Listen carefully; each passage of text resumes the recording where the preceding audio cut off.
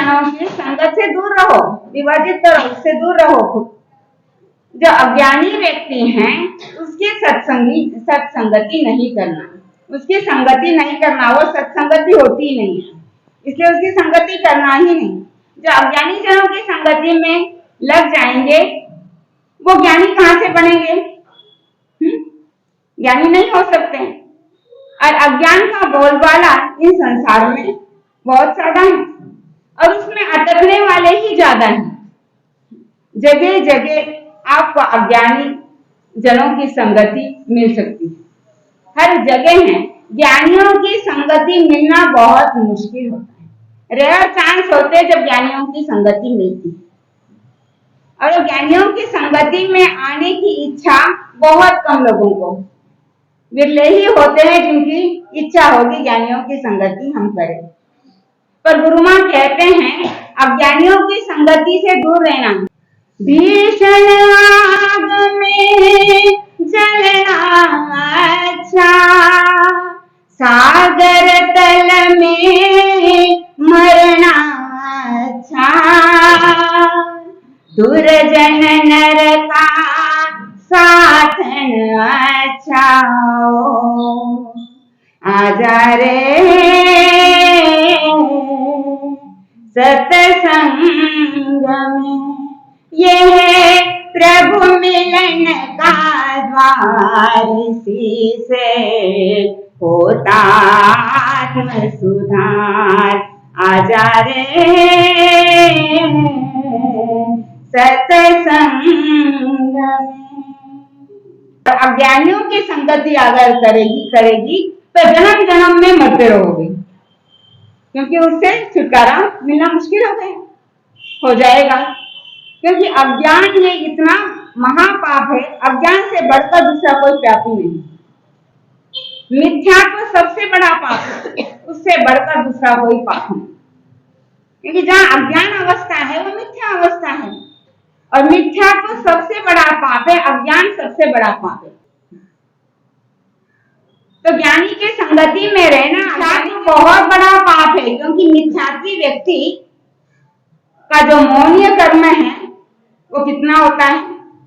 70 करोड़ सागरों का। 70 करोड़ को करोड़ से गुना करो, बोलिए 70 करोड़ कितने होंगे? कितना लंबा पीरियड है वो। और ज्ञानी का ज्यादा से ज्यादा कितना रहता है? एक ज्ञानी का अगर हो मोहनीय कर्म तो कितना रहेगा? केवल कुछ कम 1 करोड़ सागरों, कुछ कम 1 करोड़ सागरों जितना ही रहेगा, उससे ज्यादा नहीं। क्योंकि एक बार सम्यक्त्व की प्राप्ति किसी को हो गई, सम्यक्त्व दशा में वो आ गया, ज्ञानी बन गया, उसको सही दिशा मिल गई, सही समझ आ गई, तो समझ लीजिए उसका मोहनीय कर्म कितना बचा? कुछ कम 1 करोड़ सागरों, और फिर मोक्ष का टिकट भी मिल गया। आप में से किस किस को सही समझ आ गई? बताइए बेटा। नहीं, क्यों? सही समझ तो आ गई ना। आप अपने आप को समझदार मानते हो ना। कोई ऐसा कहता मैं आप अज्ञानी, मैं आपको कह दूं तो स्वीकार करोगे? नहीं। अरे दुनिया में 2 अकल है, सही है ना? दुनिया में अकल कितनी है? 2 अकल है। उसमें से 1.5 शाना मैं और आधी अकल सारी दुनिया के पास, सही है ना? क्योंकि सबसे ज्यादा अकल तो मेरे पास है, 1.5 शाना में और बाकी के पास में, मतलब 1.5 अकल मेरे पास में और आधी अकल सारी दुनिया के पास में। क्योंकि हम सबसे ज्यादा ज्ञानी अपने आप को मानते हैं। तो कोई भी अपने आप को अज्ञानी नहीं कहेगा, हम तो ज्ञानी हैं, अज्ञानी नहीं मानते। और जब आप ज्ञानी हो तो ज्ञानी को ये विश्वास होना चाहिए कि मेरे साथ संगति करने वाला, मेरे साथ दोस्ती करने वाला भी वैसा ही होना चाहिए। क्योंकि जैसा व्यक्ति उसी के अनुसार उसको साथी मिला करते हैं। अक्सर कभी कभी ऐसा होता है कोई दूसरा भी उनके साथ मिल जाए, पर जनरली तो यही होता है जैसा व्यक्ति उसी के अनुसार उसके साथी बना करते हैं। और साथी सही बनना, संगति सही रहना बहुत जरूरी है। नहीं तो आज की आप देख रहे हो भटकन कैसी हो रही है। आज के युवा कहाँ कैसे कैसे साथी बना रहे हैं और कैसे कैसे भटक रहे हैं। आप लोगों को चिंता होती है आगे क्या होगा, कैसे होगा। पर ये संसार तो चलने वाला, किसी के बिना रुकने वाला नहीं, और जैसा भी चलेगा चलेगा, उतार चढ़ाव आते रहेंगे। पर ये चिंता आपको सताती है ना, क्योंकि साथी सही नहीं मिल रहे, सहयोगी सही नहीं है। फिर भी आप भेज रहे हो हर जगह अपने बच्चों को, सब जगह भेजते हो ना। कौन सा स्थान ऐसा है बाहर का जहाँ आप बच्चों को भेजना नहीं चाहते? आप क्लबों में भेजते हो बच्चों को, जहाँ पार्टियां है वहां भेजते हो, जहाँ कहीं बर्थडे पार्टियां हो, किसी भी प्रकार की पार्टी आप भेजो, नहीं तो पीछे रहोगे आप। दुनिया के दौड़ में रहना चाहिए, दुनिया जैसे दौड़ रही है उसके अनुसार दौड़ना चाहिए, उस ढंग से कदम बढ़ाना चाहिए। तो जाना है, हमारे बच्चों ने सब जगह जाना है, पर धार्मिक स्थान में हमारे बच्चे ना जाए। कहीं महाराज साहब लेके चले गए तो, क्योंकि वो तो सही रास्ता दिखाते हैं ना, सही रास्ता दिखाना ही नहीं चाहते। जब आप ज्ञानी है तो सही रास्ता क्यों नहीं दिखाना चाहते? ऐसी स्थिरता चाहिए। एक बार सही रास्ता मिल गया ना, सही दिशा मिल गई, फिर कितने भी उलझन आ जाए, कैसी भी स्थिति बन जाए, अज्ञानियों के कैसी भी संगति में आ जाए, फिर भी खुद डगमगाएंगे नहीं। निरंतर चरई वेठी चलते जाएंगे, आगे चलते जाएंगे, पीछे मुड़ के देखने का काम नहीं।